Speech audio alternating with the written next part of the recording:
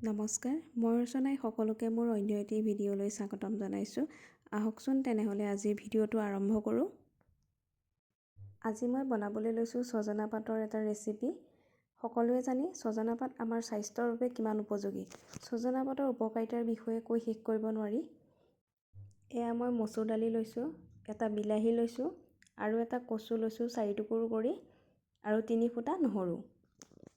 এতিয়া মই দালিখিনি কচু দি কুকাৰত চিটি মৰাই ল'ম। কচুৰ সলনি আলু ব্যৱহাৰ কৰিব পাৰে আৰু নিদিয়াকৈও খাব পাৰি। এতিয়া মই তেলত 5 ফোৰণ আৰু নহৰু দি ল'ম।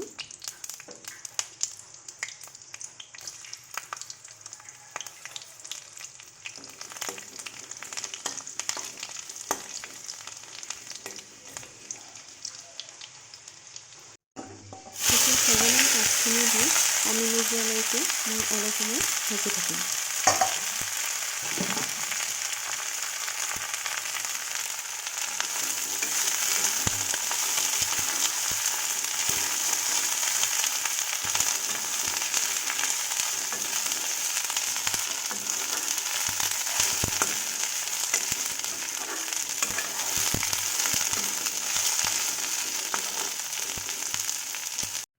এতিয়া বিলাহীখিনি দি আকৌ অলপ সময় কাৰণে ভাজিম।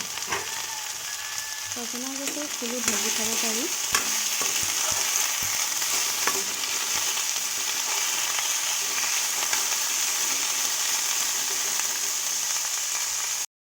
ইয়াতে মই নিমখ আৰু হালধি দি এইখিনি আকৌ ভাজিম। ইয়াতে মই নিমখ অকণমান বেছিকৈ দিছোঁ, যিহেতু মই দালিখিনি সিজাওঁতে তাতে নিমখ দিয়া নাই।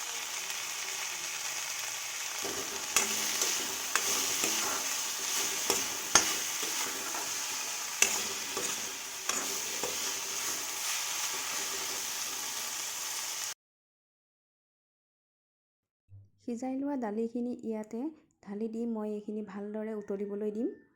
আপোনালোকেও এনেদৰে বনাই খাই চাবচোন আৰু খাই কেনে পালে জনাব।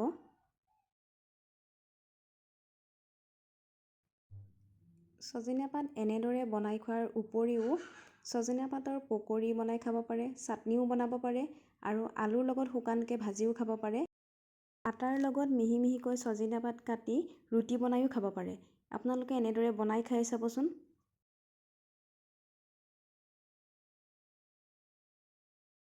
বেছি ডাঠ হোৱাৰ বাবে ইয়াতে মই অলপমান গৰম পানীও ব্যৱহাৰ কৰিছোঁ। ছজনাৰ পাত ঔষধি গুণেৰে ভৰপূৰ, কিয়নো ইয়াত প্ৰচুৰ পৰিমাণে কেলছিয়াম আৰু ভিটামিন চি পোৱা যায়। হিমগ্ল'বিন বঢ়োৱাত সহায় কৰে। ইয়াৰ উপৰিও চুলি আৰু ছালৰ বাবে উপযোগী।